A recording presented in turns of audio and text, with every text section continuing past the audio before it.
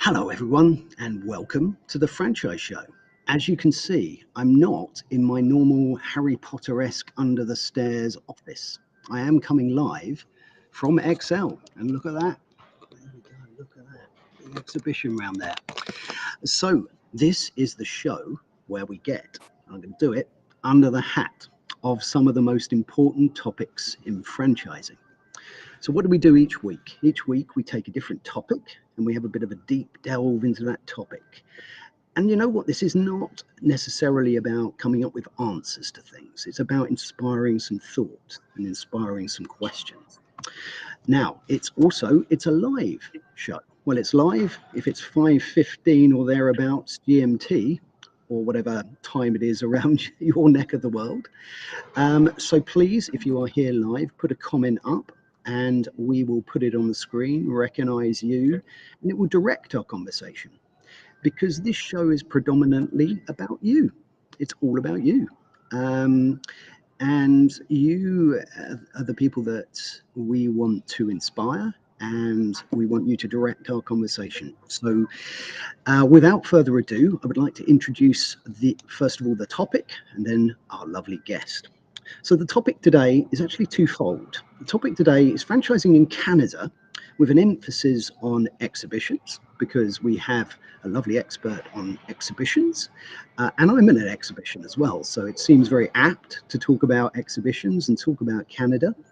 The other thing that we're going to talk about and have a think about this is what it means to do face-to-face franchise business, face-to-face marketing. How important is it for us to do this face-to-face? And I can certainly have input into this because I've done a lot of face-to-face communication today. My little voice is worn out. So with that, I'm going to introduce Nadine Thompson to you all. Welcome to the Franchise Show, Nadine. Thank you for having me, Harvey. No, I know we've been looking forward to this conversation for a while now, and I'm delighted to be here, so I appreciate it. You're very welcome. And while I put a few people who have joined us on the show live, while I do that, perhaps you could introduce yourself to our wonderful community. Let us know what it is that you do and what you're up to now. Absolutely. So, as you said, my name is Nadine Thompson. I work for a company called National Event Management. I do work on their national franchise show in the Canadian market. We do have a North American presence. I'm sure you guys might be more familiar with my counterpart, Michael Hyam, who runs our US shows. But I am here to explore the Canadian opportunities available and sort of just give my input into how I see franchising going in Canada. Mind you, I like to always put the caveat out there that I am very much from the event perspective. I am an event professional. I host this show anywhere from 10 to 13 times a year, and we really do offer this recruitment platform for brands and business opportunities developing coast to coast in the Canadian market. Wow. Well, look, that's a fantastic introduction. Thanks so much, Nadine. And my goodness, that's a lot of shows to do. I've just had to organise one stand at one show, and most of my hair has fallen out. So the idea of organising 13 of them in a year is quite some feat. So well done to you and to Michael. Michael has been a guest on the show earlier this year, and I'm sure he will be a guest again. Look, before we get into the conversation too much today, there's a couple of things actually I'd like to do before we get into the conversation. One, I'd like to pay tribute and recognise a guest that was on the show last week who has sadly passed away. And it was the great Ron Bender. And he was a lovely chap, and I didn't know him well, but he made a great impression on the show, a lovely chap, and he passed away. So my thoughts are with your family, and our thoughts as a community are also with your family. So I just wanted to say that. And I also would like to recognise a few people that have joined us live today. So we first of all have the ever wise Simon Wise. It's always fantastic to have Simon with us. Great contributor towards the show, and is an expert here in the UK in franchise recruitment. So getting your staff right in your franchise businesses. So please reach out to Simon. We have Sanjay here.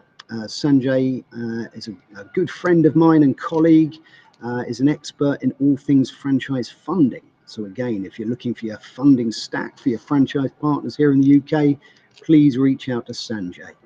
And he's put, hello, franchise friends, Harvey and Nadine from a not so sunny Leicestershire.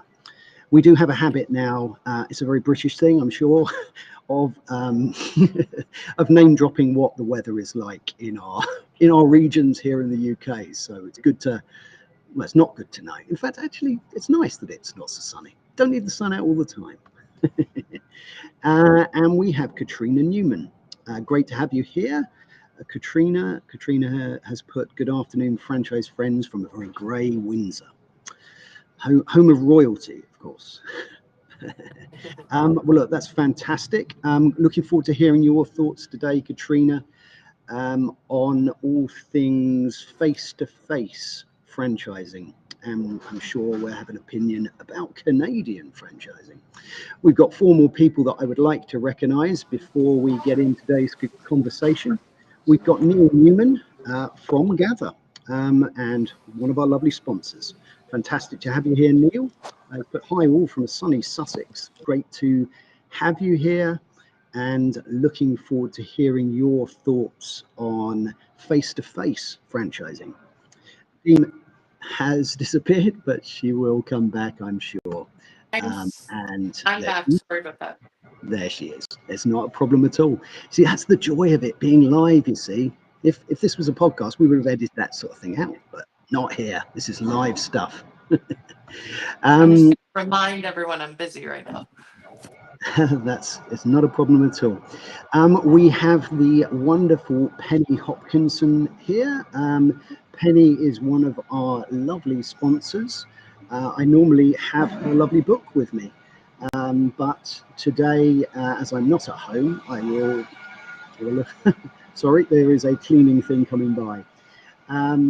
And Penny has put, hello, franchise friends. Great to be back here again on Tuesday. Lovely to have you here, Penny. It's always good to have you here, and looking forward to hearing your thoughts on all things face-to-face franchising. We have the fantastic Joe Caruso. I'm a big fan of Joe and the work that he does in franchising, and I was a big fan of his audio show that he does with Mike Webster and Ned Lively. So always good to have you here, Joe, my friend. And Joe's put, hey, Nadine Thompson and Harvey Tuck. Well, it's great to have you here. We've got a couple more that I'd like to put up before we get into this conversation today. Penny has given her wishes to Ron and to his family. She's put, oh my goodness, I had a meeting scheduled with Ron this afternoon. This is so sad, Harvey. Well, it is. I was devastated and really shocked. And as I say, our thoughts are completely with Ron's family. So Joe's also put similar kind words. He's put, good of you to speak well of Ron Bender, who was a well-respected and loved in franchising. Well, he certainly was, and he made an impact on me and on our community here, even when he was on the show very briefly. So, Nadine, perhaps we can start with you explaining what the franchise market is like in Canada at the moment. Does it compare? Does it compare well to the US? Are you as heavily regulated there? How is the sort of the franchising industry in Canada looking? Well, it's hard for me to make the direct comparison to the US just because the market is so vast compared to ours. And no, we're not, like, we do still have our regulations, like you need your, disclosure degree, like your FDD, in order to be officially a franchise. But as far as our markets are concerned, I do still see a lot of growth, at least in our shows. So I can't tell you again, because I come at it more from the event side of things, that I think that means not only are companies growing, of course, across the country, but the attendance that we're getting in these shows shows me that there's so many more people in these markets that are looking to do their research and how does a brand feel to them? Because not only are you investing, of course, your hard-earned dollars into securing yourself a potential future, but everything that's gone on since the pandemic, I think people are just overall, whether it's franchising or this or that, looking for something that feels good and is something that they can do, you know, for the rest of their lives, but also they see that growth, they see that input, they see that opportunity that they're creating in their own communities for others. Absolutely, absolutely. No. Now, for some reason, because this is a fun live show, all of the chat has disappeared from the screen, but it's okay. We have ways around these things. So I have my phone up here, so I won't be able to bring your comments up on the screen, but it's very important for me to bring your comments into our show and for us to discuss it. So let's have a look at what we've got here. So I'd like to introduce the fact that we've got Johnny Joseph here. Johnny is a franchise auditor in the US, so he makes sure everybody's doing as they should. It's great to have you here. Johnny has put hello from the trenches of a franchisee royalty audit in the chilly Cherry Hills, New Jersey. It sounds, he's normally from Los Angeles, so he's on one of his audits at the moment. Look, great to have you here, Johnny. Looking forward to hearing your thoughts about, and we're going to come on, I think, to face-to-face marketing and face-to-face franchising, because it fits in well with what you do in Canada at the exhibitions. And Nadine, perhaps you can let us know why doing things face-to-face is so much more important than doing things online or doing things by phone. You know, what's being at an exhibition and being able to actually speak to somebody? How is that important? You know, I mean, to me, being a salesperson, it's obvious, but I know that not everyone feels the same way. But for me as a salesperson, then I'll speak from, you know, of course, the outside looking in, is face to face, you're going to save yourself so much time in your screening process. Does this person align with our values? Do they align with our strategy? And vice versa. Does the company align with what you're looking for?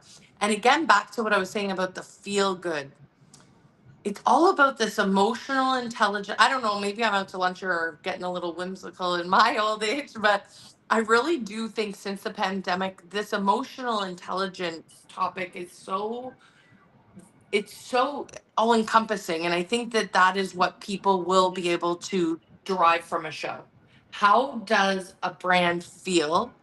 and and on our client side, how do we save these busy developers time and money, and they can sense who a fit is for their brand without screening? Like, I come from recruitment too, and before I get rambling here, and I apologize if I do that, No, but not you at know, all. employment recruitment, I always laugh because when LinkedIn first came out, everyone said, oh well, I don't need you anymore, I got LinkedIn. And I said, okay, well, how much is your time worth to you?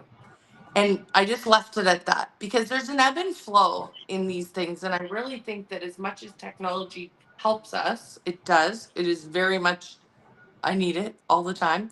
Um, I think that there's a lot to be said about screening and getting that intangible that you get when you meet someone for the first time face to face. I think you're absolutely right. I mean, as you can see, I'm at an exhibition with my beloved Coffee Republic, the brand I work with, and I've been doing that all day. And when you meet someone and you talk to them face to face, you get the benefits of every element of body language that's available.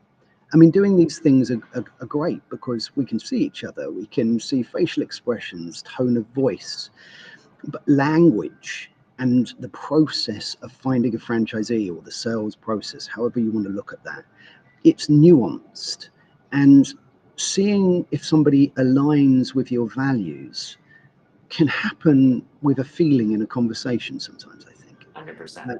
So it is really important. Let's recognize a few more people that are here. As I say, the chat is working, but it's not coming through on the screen. So we've got Scott English here. Scott is from, you know Scott, of course, and he does some fantastic awards here in the UK, which he's currently bringing to Canada, which is a fantastic way of recognizing people on a face-to-face level. And in fact, let's bring up this one while we have the wonderful Scott, while we're talking about him. So we have elite franchise top 100 franchisees, franchisors. So we're recognizing the success of our franchise businesses, and that's exactly what Elite Franchise do, and what Scott's trying to bring to Canada, which is fantastic. Another person we have, and we've got a couple of good questions coming up from Simon Wise and from Ryan White. So I'll read those in a moment. But before I do that, I want to recognize the fact that we have Jason Kaber from SEO Samba here. It's always fantastic to have you with us, Jason. Looking forward to hearing your thoughts about franchising in Canada and about face-to-face franchising and how we can learn and benefit from that. So, Nadine, can you still hear me? I know your picture is gone, but can you still hear? Excellent. Okay. I can absolutely still hear you. Fantastic. Well, look, what we're oh, you're back. Sorry, There's no problem at all. Let's read out a comment here from Simon and see what you make of this. Simon has put, having just reported back on the UK franchise market with the BFA survey results. So the British Franchise Association recently published some results of a survey to check out the state of our industry here in the UK. And he's put personal services and the hotel and catering sectors, fast food, etc., have shown the strongest growth over the last 5 years. How does it look in the Canadian market? I mean, I suppose, Nadine, you can talk about this in respect of franchise companies that are registering for the event, perhaps some that aren't anymore and new ones that are coming in. How has the market sort of changed over the years, and where do you think it's heading when you think about your registered exhibitors? For sure. And I would say I have to agree with that observation. I think there is a big opportunity to diversify our clientele. And you see it happening. It's not, I would still say it's an 80-20 rule. 80% of our clients are in the QSR or dining or restaurant industry. However, that other 20%, they're bringing in, again, it's that feel good. That's going to be my motto for the show. That feel good personal service opportunity to that is what people are looking for right now. As far even in the restaurant industry, customer service is everything. And yeah, I mean, I would still say it's an 80-20 split, but for sure I'm seeing more and more come up that are buying bigger footprints in our show as well. Okay, that's really interesting, actually. You said that the QSR dining and restaurant sector makes up 80%, did you say, of the brands that are represented at the show? 80. It might be give or take like 78 to 82, but yeah, they're Yeah. still the lion's share for sure. Wow.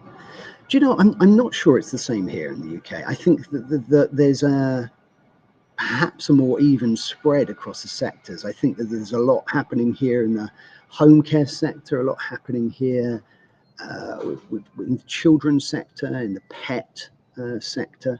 There's some quite interesting service-based brands that are making an appearance. What would you say is a good emerging sector? I mean, which brands have surprised you out of that 20%, perhaps, that aren't in that QSR or dining or restaurant space? We've had a lot of fun, exciting, like exercise brands. So Pickleplex was in our last show, which is a pickleball, which I think, I don't know, is not taking the world by storm, I feel like. So that was a great brand. We also had a martial arts concept in there.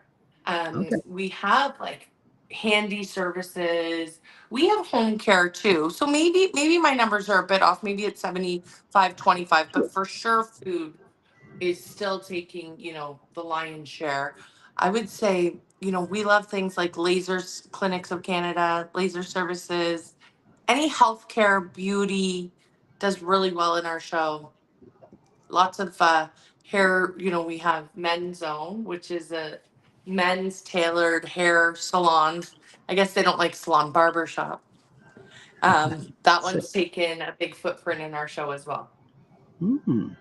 that's really interesting, actually. I was talking to somebody, trying to remember, I think his name was William, but he's got a pickleball. It's not something that we have really here in the UK. In fact, Really? I thought it was some sort of relish initially. Um, so it was Sounds interesting delicious. to hear. It does, doesn't it? Yeah.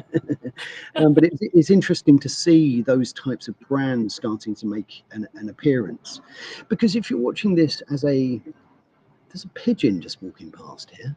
It's interesting. We're indoors.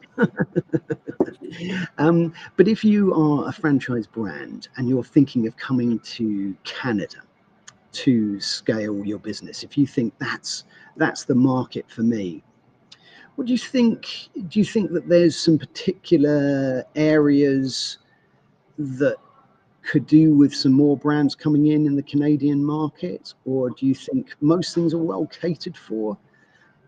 I'm talking now. Let's say a UK brand is thinking of coming to Canada. Is it going to, what do you think some good ones might be in your view? You don't have to be an expert here. It's just your opinion. Yeah. I mean, so Canadians are kind of funny. We all, and I don't know, again, is this a human thing or is it a Canadian thing? I'm both, so I don't know. But to me, I feel that, anything new and exciting to the market. So just it being a UK based brand, that would excite a certain demographic here. Um, but if you are looking for a space that will do really well, it's that personal care, like they were saying. I think that was Simon that made that comment. But any type of personal care What? service would do very well in this market because it's all about making people feel good. And then, of course, from the flip side of being an investor, it's about you feeling good about what you're doing. I mean, I sound like a broken record, but it couldn't be more apparent in our shows. Like everyone, it's about the culture of the company. Everyone's working together to feel good in the show, to show that they have the best options as far as culture and corporate backing, because that's the whole point of getting into a franchise, is that you're going to be backed by corporate. Mm, mm, So I would say that health and wellness sector always has room for more. People aging at home is a huge advantage because we just have so many seniors and so many of them want to stay at home. So yeah. any way to keep that, in place is really helpful in these markets, especially when you're getting out to Vancouver where there's a big retirement capital or Mm, population, sorry, more on the yeah. island, but Yeah, absolutely. You're right, because we have a population of people that are living longer than they used to and living longer at home than they used to. And therefore, services to make that period of life, to make people feel good during that period of life. I mean, you've mentioned that phrase a few times, and I think it's going to be the catchphrase of this particular episode. But it's yeah, but it's really interesting, and I think it's really relevant when you apply it to a franchise business, because there's always two elements to a franchisee and a franchisor. But there's the financials, there's the experience, there's some of these things that are more quantifiable. But how you feel about the business, and the fact that you feel good is so valuable. And it's hard to quantify feeling good, but it's very it important. is. You know what? Someone once said to me, if you only remember one thing about someone else, it will be how they made you feel. Right? And it's quite a powerful statement if you think about that. right? You know, yes, you're gonna be focused on making sure you make a return and so forth. But each day when you get up and you run that business, if it's making you feel good, the other things will come along with that. If you've got a good franchise business and you're well supported. I'm going to read out a comment from Ryan. I'm hoping these comments are still coming in, but we will get to a comment from Ryan if I can get it up on the screen. We've got actually no, we've got a couple more coming in. Fantastic, right? I should have refreshed that. Let's have a look. Let's have a look at one from Penny talking about pickleball. Penny has put, my colleague Dan Janelle has written a book on pickleball. Well, I'll have to get that because I know a little bit about it, but that's fantastic. Simon's put pigeon. You know you're at the fast food show. Well, yes, that's probably it. I'm trying to get a bit of that. Let's have a look. So we've got Claire Monday here. Now, Claire Monday is someone that I've spoken to before on our sister show, and she's put kids dance and activity classes. Well, she's a franchisor that runs Tappy Toes, and that is a dancing franchise for children. Let's stop on that for a while. Is that something that you have there in Canada? Do you have children's dancing or children's singing type franchises there? Yes, we do. We do. And that's a great point. So thank you to them, to her for bringing that up. We actually have a new one coming here too called Drama Kids. I think that's positioned to do very well. We do have a lot of educational brands in our show as well. Um, so it would be like robotics for kids. We have STEM cell for kids. We have Christian daycare, and I'm trying to think,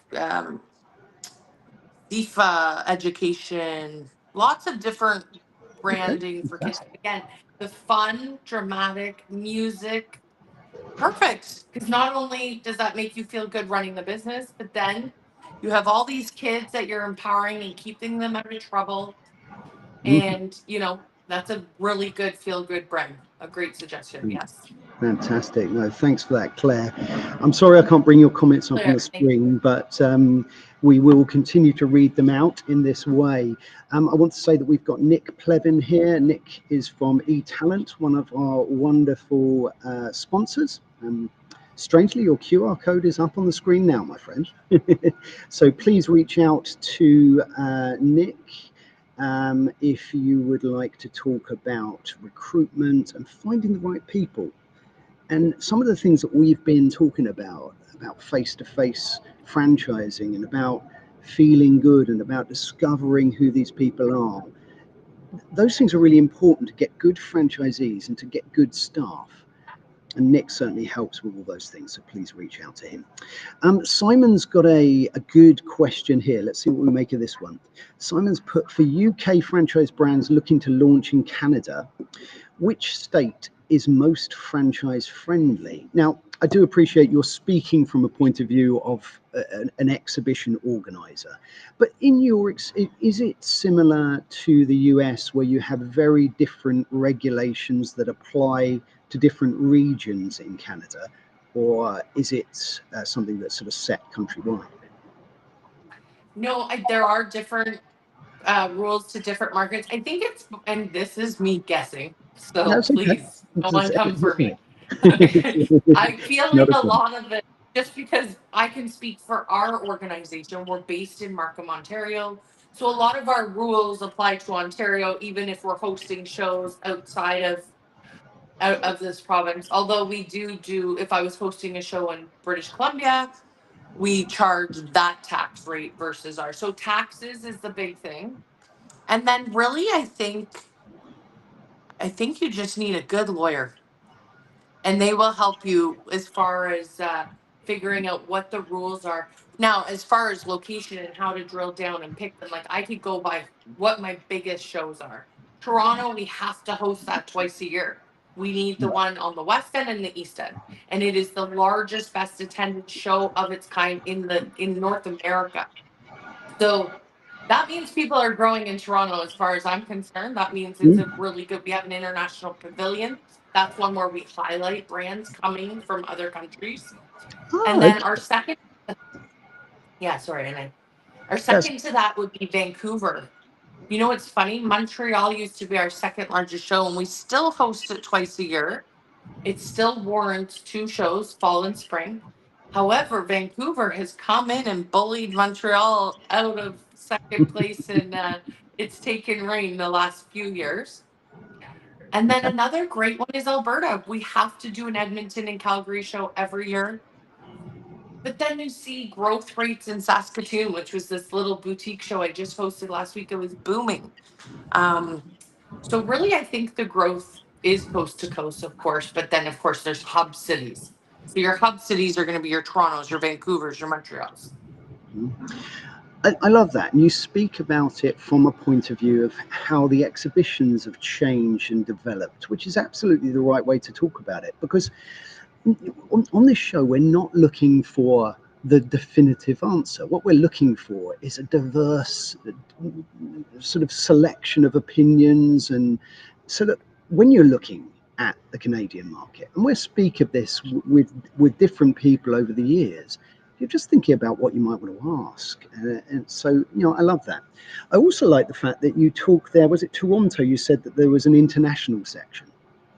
Yes, Yeah, I love that because that's a great answer to the question. So if you're looking to promote your UK or a brand from somewhere else in the world, and that you want to do it, then there's the place to do it, isn't it? So perhaps it's that's a, a good place to start.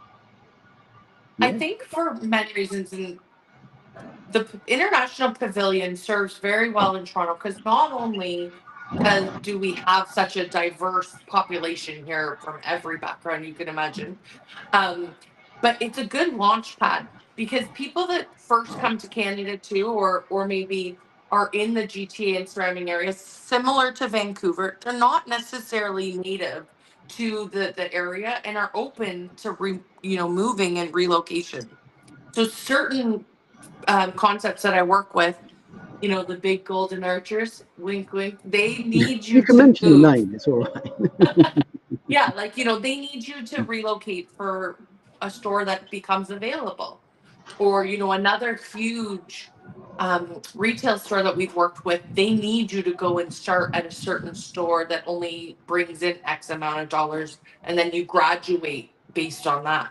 So it all depends on the concept you're getting involved with. But Vancouver's a really good, or sorry, Toronto and Vancouver are really good launching pads for these brands. That's really good because we can talk to somebody about what you do. We can talk to a consultant about what you do and how you launch your brand in a particular country. And the best advice, like you said, is to speak to people to get that advice. Speak to lawyers and solicitors. Speak to consultants. Get different perspectives. But the perspective that we're talking about today, which I love, is a perspective of promotion, and that's definitely a huge part of when you're launching.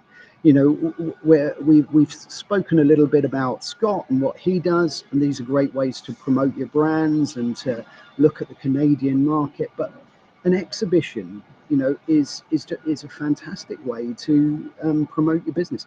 I've got a good question. I like this question from Jason. This is a question from Jason of SEO Samba, and he's put, sorry, I have to ask, what is the best promotional swag that you have seen at your show?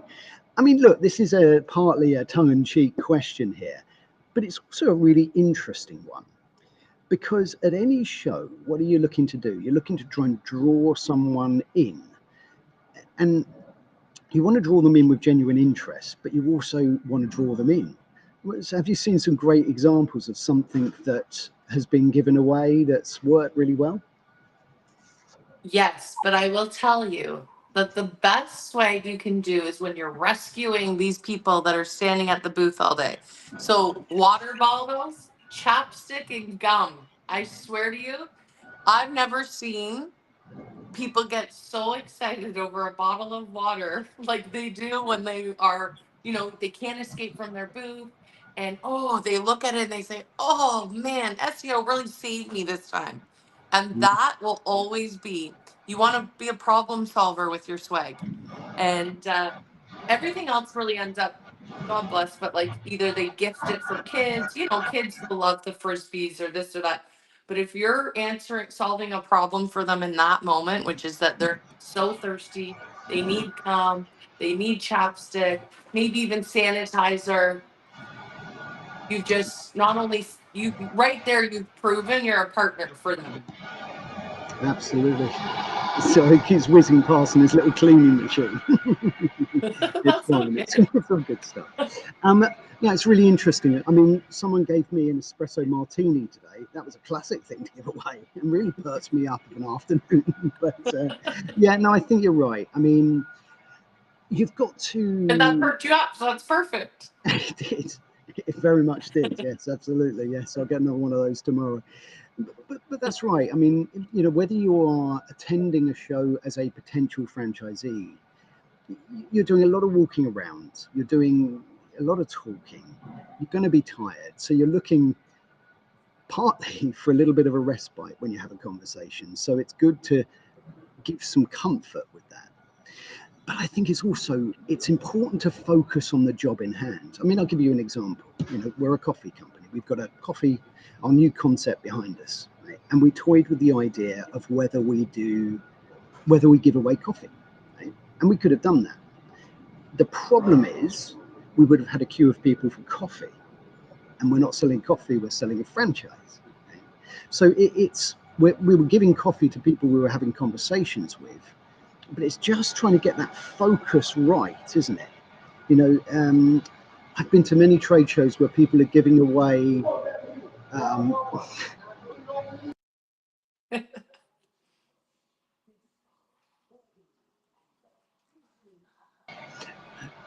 he came right past. Did you see my face light up orange twice like that? Flashing I lights on. didn't hear what you said, but I saw you.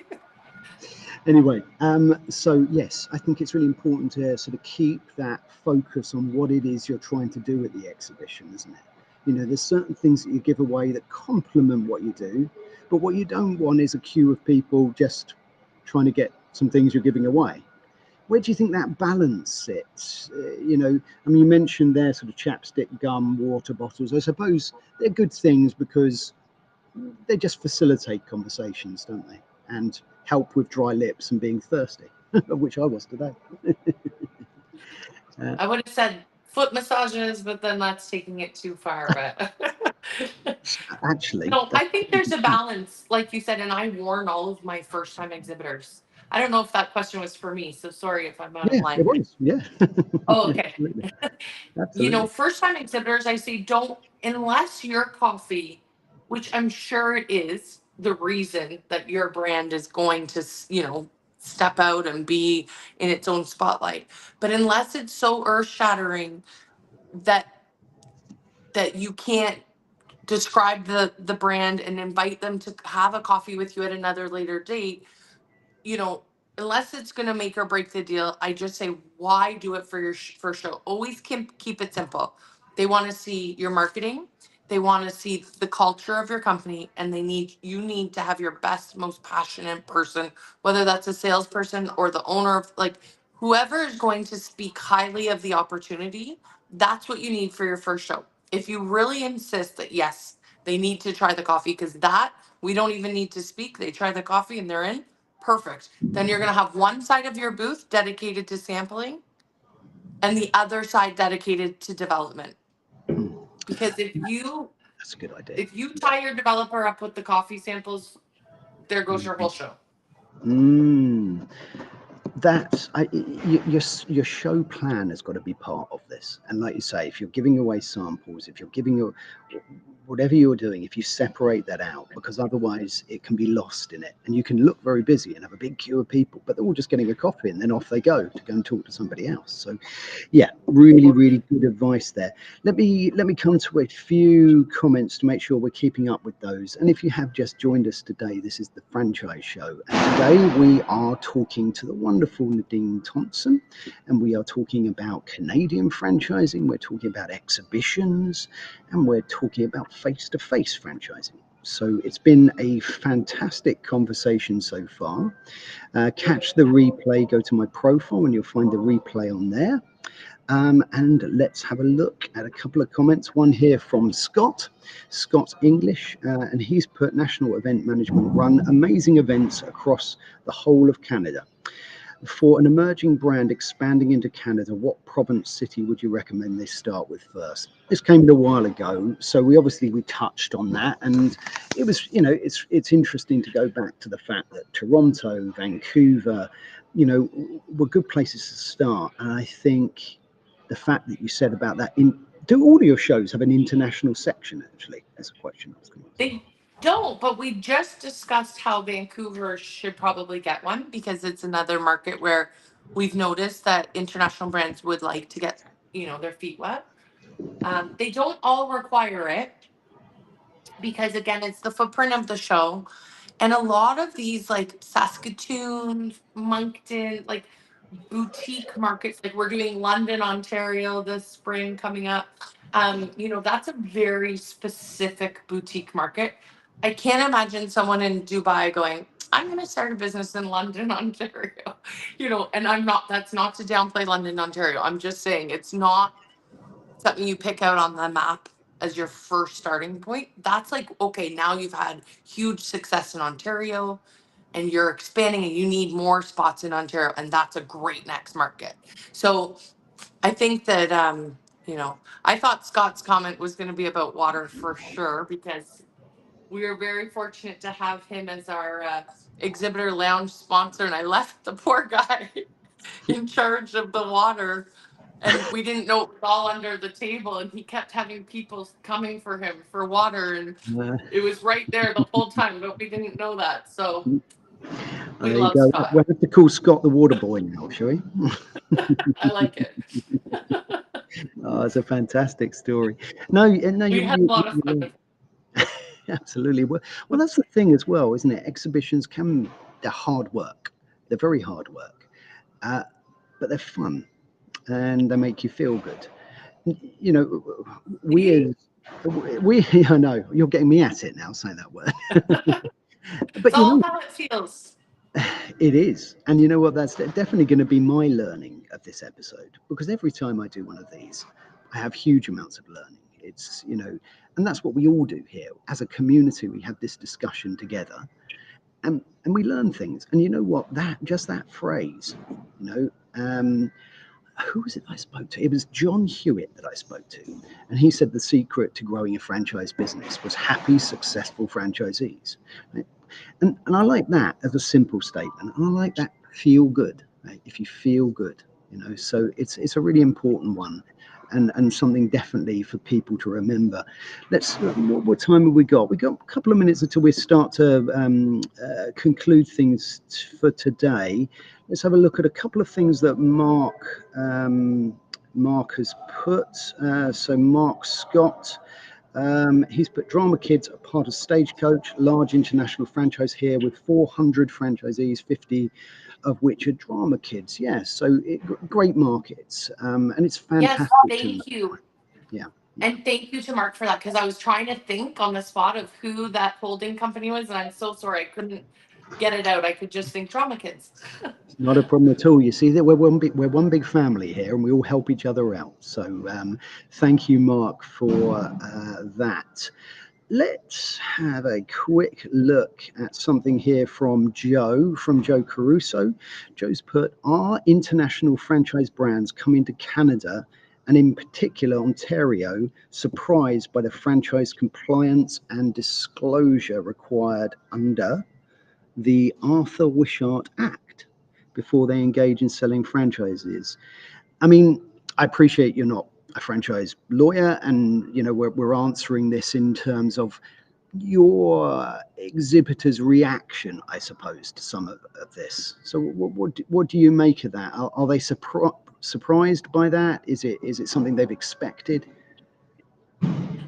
So I think there's two parts for sure because I get asked about this all the time. So absolutely, it's a real thing. It happens. It comes up, and this is where I say that our show offers support. So not only do we're the franchise show, of course, So franchisors have booths in our show, but then we also have what we call industry suppliers. So this is where I redirect to my wonderful lawyers. We have in our bigger markets as well. Actually, we're doing it in most of our markets this season, which is a how to franchise your business. Now, that is for business owners in the community that have a business that want to come in and learn how to franchise it. But anyone that's in our show, that's, let's say, a brand that's come from another country that's in our international pavilion, can sit in on that for free.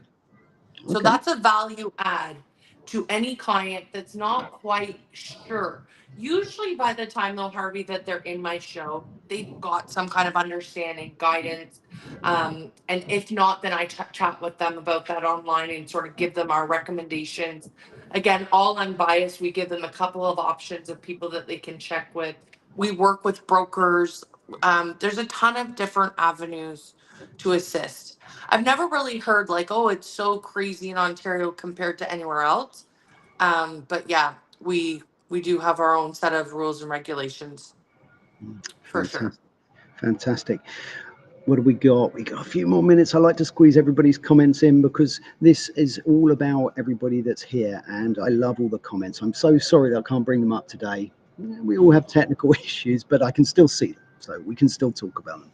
Let's have a look at two more comments, one from Joe and one from Simon Wise, and then we're going to wrap up, talk about what's happening next week, and leave you good people to have your evenings or days wherever you are in the world. So let's take one from Joe. Joe has put, feeding the event attendees with your food and beverages are distractions and costs that you do not need to have successful franchise show.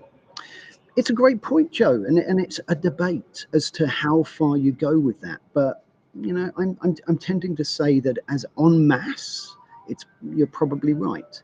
I think during a conversation, I think if you start the conversations in the way you normally would, and that food and drink and that hospitality part of it becomes part of that conversation, maybe not. But look, I love this, and I love those diverse opinions on these things because it makes you think: should you not? Well, thanks for that, Joe. I always appreciate your comments. Let's end with this one and see what you make of this one, Nadine. And it's from Simon Wise. And he's put, expos in the UK are under constant pressure to innovate and create better return on investment for their exhibitors. How are you innovating and changing things up? And how do we deal with perhaps return on that investment? Perhaps you could talk about, before you talk about return on investment, someone said to me when I was talking about exhibitions that you should think about return on objectives, not return on investment.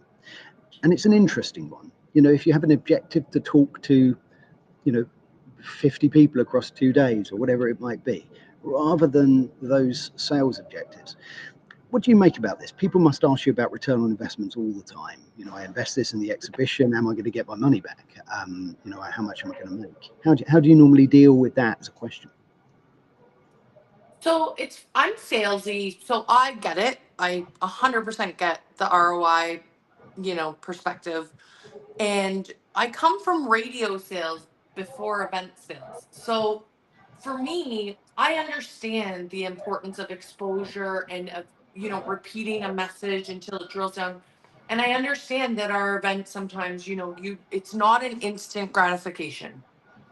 So how I deal with it is I poise. If I bring you, so in my Toronto show, for example, I will promise you 4,000 attendees over the course of the weekend. So these are business ownership candidates.